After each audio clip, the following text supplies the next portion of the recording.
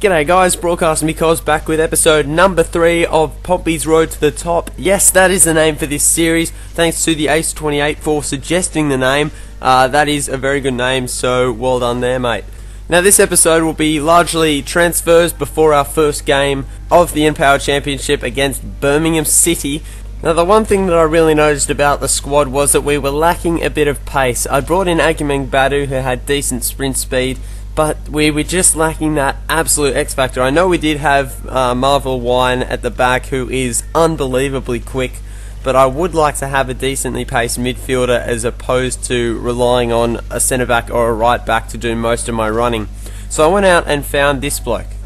His name is Tobias Mikkelsen. I think I'm pronouncing that right, and he's got a very high sprint speed and acceleration, both over 90. He's a right winger who can also play as a right mid, so I'll be looking to bring him in, and he's not very expensive either. I only had to wait a couple of days, and FC Norge, I'm not going to try. They came back and accepted the offer I put forward from Mikkelsen and allowed me to enter contract talks, so hopefully I'll be able to bring him in the near future.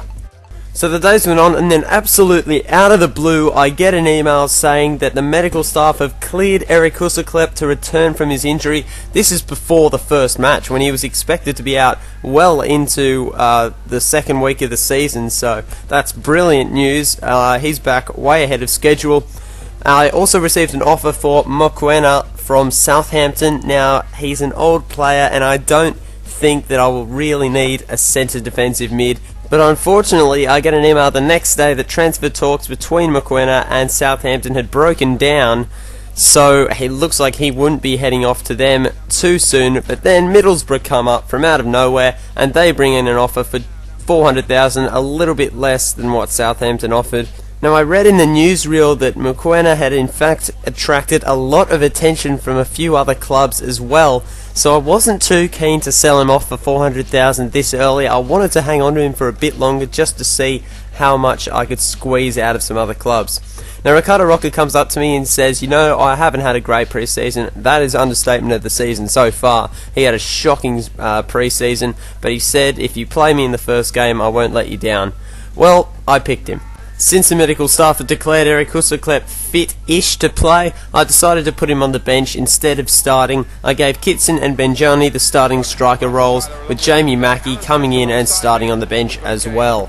Well, at the start of the season, it's a completely clean slate, going up against the favourites to take out the title, the team that had been relegated from the Premier League last season, Birmingham City, and we started off extremely well. Benjani had a shot early on, and after a decent save from Stephen Henderson, Pearce gets back and clears it off the line. Very happy with the way that he's coming along. And then have a look at this. Benjani plays across Badu, who scores our first goal of the Empower Championship to take a shock lead against the favourites, the absolute favourites by a mile to win this match, Birmingham City. Portsmouth on the board, looking good early, and straight away Benjani, how's about that for a volley?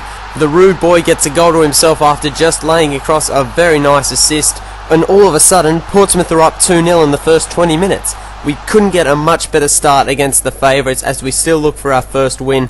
But of course, Birmingham City, the absolute outright favourites, turn it around in just a matter of seconds. Marlon King took the game on and broke it open like a fortune cookie. He played so well for Birmingham City, and it was from that point on that they pretty much dominated. They had a lot of shots on goal in the first half. We did alright to keep them out, and just as I thought we'd go into half-time, hanging on to the lead, and Marlon King made sure that Birmingham were right back in the game. So at half-time, the scores were level at 2 goals apiece.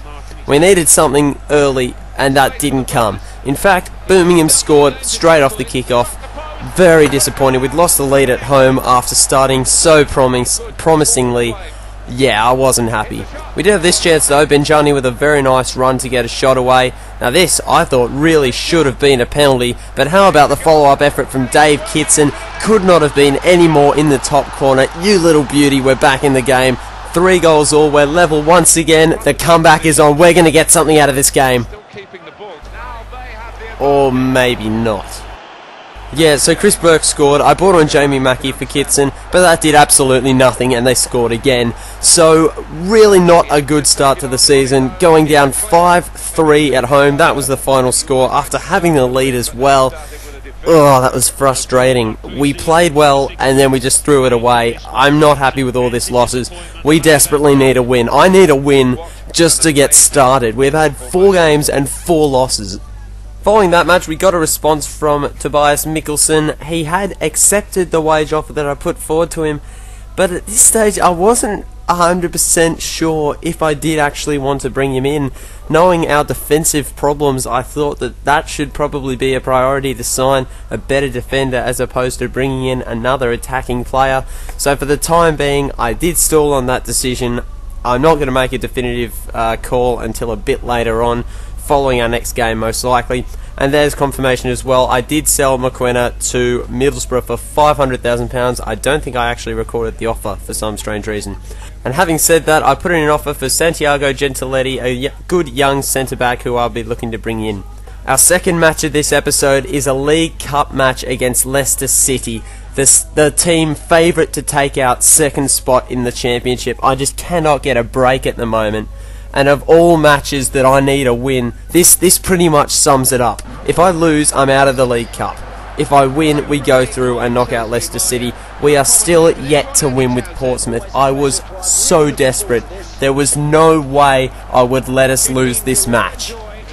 In terms of the lineup, I had Benjani, who'd been playing really well for me, and Jamie Mackie start up front, as well as Palos having his first game in goal as opposed to Stephen Henderson. So we're looking to start what? No. Oh, they scored in the first 13 minutes, and in the quarter of the hour, I could not believe that we'd let it slip again. We conceded so early. It wasn't even a great goal. Palos really should have done a bit better, and again, we find ourselves down away from home. At a time when we're still yet to win a game, we get a match against the second best team in the Championship away from home, and we're supposed to beat them. And if we lose, we're out of the League Cup. Someone needs to step up. Who better than the captain, Luke Varney? Look at the curve on this ball from such a difficult angle. Such a magnificent strike. What a goal that is to bring us right back into the match. The underdogs away from home are back in it. Look at the replay. The curve he got on that ball is spectacular. And from then on, there was no way we were going down. We defended relatively well for the rest of the half and went into half-time at 1-0. We came out of the blocks firing as well. Benjani with a volley did well to get that on target but couldn't get it away. There were some nervous times though. Palos doing pretty well to gather that one up. A couple of changes made as well. Eric Husserklep, it's great to have him back. I brought him on for Luke Varney, whose stamina was very low. And then Benjani plays through Ward. Yes, the chance to win it. Scores, but he's offside. Wow. We made one more change with the Tuhu coming on for Norris, who again, his stamina was very low. And as the clock wound down, we had a few late chances. This one, probably the best of them.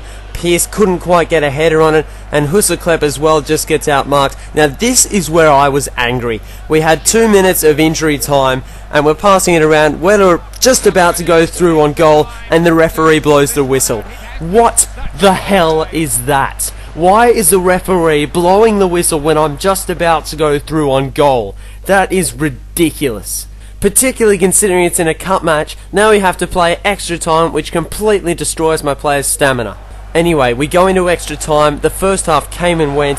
That was the only highlight, because this was just the most tense match. I hope you can understand how nervous I was for this match. We had not won a game, not a friendly, not a match yet, and we got it to extra time against Leicester City, a team which is so much highly rated than us, and I was shaking at points during this match with nerves. We had a shot there. I thought Benjani had got it. Tuhu rather, I thought he'd got it, and this lob ball over the top. What a tackle from Wine, keeping us in the game. And Portsmouth, the last 3 minutes were just on the out-and-out attack. Somehow we got a breakaway, and Husserklep had the chance to go through on goal, but he's caught offside. This was it. We'd taken Leicester City all the way to penalties. I didn't like my chances. Kasper Schmeichel is a beast in goal, and it was now all up to Palos in his first match for the club. First penalty, Gallagher steps up, and he makes no mistake. Kitson steps up for Portsmouth, our best penalty taker against Kasper Schmeichel. So good a goalkeeper he is, but Kitson cut it fine, but he made no mistake. 1-1 in the penalty shootout. Nugent for Leicester City, who troubled Palos all day and does so again when he slots this penalty. Leicester City ahead again at 2-1. Well, they say that there are moments that define matches. Eric Husseklep, coming back from injury, hits it straight at the keeper and Schmeichel saves it. Of all the people, Husseklep can't slot the penalty. I could see the headlines, heartbreak, and then Dan's hits the post for the penalty. Palos didn't move. We are right back in this match. Jamie Mackie made a habit of slotting penalties for QPR, and he did exactly that for us as well. 2-2 in the penalty shootout.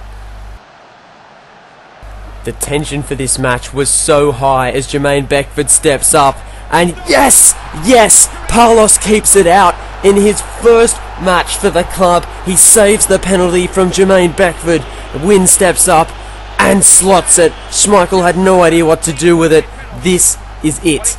If Portsmouth can save this, if Palos can save this penalty, we will go through to the next round and get our first win. It all comes down to this. He guesses the right way, but Pencil still finds a way through. Oh, this is so nervous. I'm going to hand over to Clive Tilsley. If this goes in, they've done it. It's all on this. Now, will the nerves get the better of him? Rather him than me. He's done it!